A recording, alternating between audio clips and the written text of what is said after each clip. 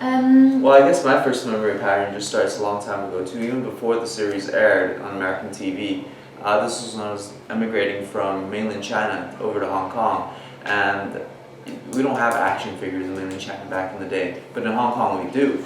And my mom bought me this action figure with movable joints and everything. It was a Yellow Ranger from the original Super Sentai series, which looks exactly like the Power Rangers, of course, when it aired in America, because the footage is taken from, the Japanese series, the action footage, right? So that was my fondest memory, was playing on the dinner table and in the bathtub and the shower with the Yellow Ranger action figure. For me, I don't remember watching the shows as such, and maybe I did, I just don't remember. But what I do remember is playing Power Rangers with my brother, and I specifically remember like wrestling with him, but we would be like Power Rangers and then like fight. But I think that shows that even if you didn't watch the shows, like you wanted to be a Power Ranger, or it had an effect on you somehow in some capacity. So yeah. I didn't really watch the show. I wasn't really allowed to watch TV until I was about 5, by which time I sort of missed it. So for me, it was more about connecting with the superhero aspect. What do superheroes mean to people in this day and age and in society, and what can I do to replicate that and embody that to the best of my ability. There's definitely a generational aspect and a family element to Power Rangers. I've had the fortune of speaking with many of your predecessors over the years. What has been the most important element that you wanted to carry on in terms of legacy with the series? I think there was a focus in the movie on pronouns. On what, sir? Names. It's a name of pronoun. Like all the names are the same. Exactly the same. Oh right, okay, yes, all the names are the same for sure. I think also like the focus on what these kids are going through. I think that it's quite relevant to now, some of the issues that they're having. I think, I forgot what the question was. The question was, how do we relate to the original series? What did you say? Well, I was asking there's a legacy element. Yeah, how to carry on the legacy. So what's important to you personally about carrying on the legacy? So they're going through real issues, and I think that takes it into a different space, do you know what I mean? And carries it on in a way that is relevant to kids in 2017. That's what I would say. But yeah, I think it just deepens what the legacy had left to us, I think. Because these characters are definitely iconic. I think the legacy that I want to leave behind is that it deepens people's memories for these characters, because now you can relate to them more, because now the issues are more relevant and more relatable to date. And basically the legacy I want to leave behind is that because all these kids, they go through different issues, and everyone goes through different challenges in life. And I hope the message of the Power Rangers is that no matter what issue you're going through, as long as you can find someone else to help you out with them, and there's always other people out there to support you, you can overcome those issues. I think that's the core message of Power Rangers. I understand you got the chance to meet Amy Jo Johnson recently. Yeah. 2 days ago. Yesterday. We've We been are just forgetting. We don't know where we are on the day. Well, we've met her before. But it was so cool just having her walk in. No, yeah. She's gorgeous. She's She hasn't aged today. beautiful, and she has not aged. And I'm just like, what on earth? What are you drinking?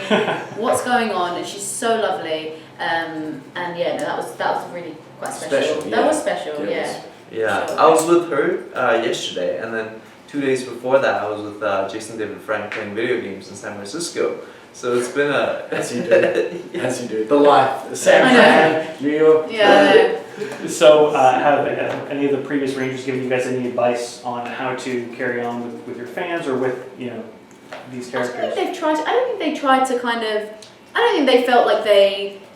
I mean, they're there like as a support, but I think that they were just like, do you know what, just enjoy it. And I think they just wanted to leave us to get on with it, really. And yeah. They've actually been extremely supportive. And same with the OG fans. Speak about yourself. I mean, I can't speak for you, but the people that sound similar to you in the sense that they were big fans of the show, at least the online presence has been extremely optimistic, especially for me. I'm a newcomer and I'm jumping into this and I didn't watch the show. Everybody's still extremely supportive, and every day I get something, a message or something or other going, best of luck, really supporting you, man. And for somebody who has no relation to come in and kind of touch that IP that everybody loves so much, that's pretty good. That's pretty good of the fans to do that, I think. So I want to talk about something you already sort of touched on, was the superhero element. It definitely has more of a super suit, more superhero vibe versus necessarily the spandex feel, of course. Thank goodness. Can you I don't talk know how I about would have done spandex. Can you talk about the experience of suiting up for the first time? What was going through your mind when you got the actual chance to be in your uniform? I went. Yeah, Sorry. go on. No, go on. I just thought I would mention I was the first to try on the suit. Mhm. I flew to Wellington, to Weta. Oh yeah, that's right. Oh my god, that's yeah. right. And I tried on the original, like, it was like this, but no color dye. And this material that they worked with, it was like a multi-layered sort of aluminium and silicone thing that Weta, which is one of the best, how do you What would you describe call- the yeah, company? It's that and Legacy. Special. Fabricator in the world, run by Richard Taylor, who's a multi-Academy Award-winning guy. And we looked around and I tried on the prototype of this suit in Wellington with a whole team of people. This is a funny story because when Dave, because he's actually the only person who tried on the suit at that point when we first met, right? And he's telling us, oh, the suits are amazing. They're so light and wonderful. I can move around with full mobility in them. And we finally got the final suit because he tried on a prototype that was made with like probably styrofoam. Yeah, I remember And it weighed like 10 times more. We could hardly move in them. Yeah, it was quite. There's a fan right here, right next to your ear. And it filters air from the back of the mask through the fan. So when you're in a scene, including the darkness of the visor, and there's no nose holes or anything here, the visor fogs up, the fan is kind of acting as a demister, but the combination of the whole process leaves you blind and deaf. So in every scene that we're like having to act, we're like, and we're facing a wall, and the other ranger's over there, and I'm like, Dacre, actually, turn right. Oh yes, very good, I'm in the scene now. Yes. So Zordon should have planned a little bit better with the helmet design. Yes, potentially. But they did a great job designing this. I mean, but yeah, the technical aspects aside, though, the suits are built into the story too, and that these teens discover how to become heroes because they have to discover the power within them, right? So the suit actually comes from within, rather than some spaceship just zapping a suit onto you. Yeah. Awesome. So training process. What was it like training for these roles? So there's a very physical element, obviously, too. The shoot in general was a very physical shoot.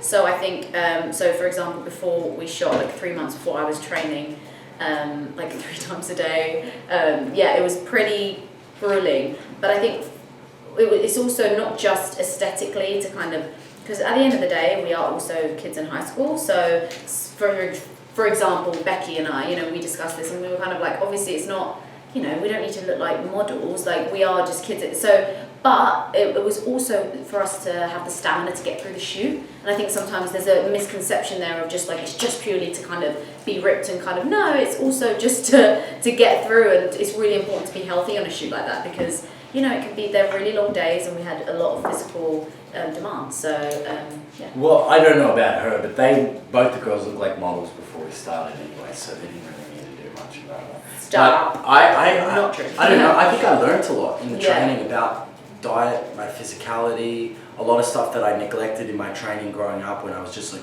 tons of protein and got to push weights in the gym, and when it actually became about how do you use your body, flexibility, your muscles, every single, it wasn't just an aesthetic. It was like, let's spend 2.5 months and this is your job.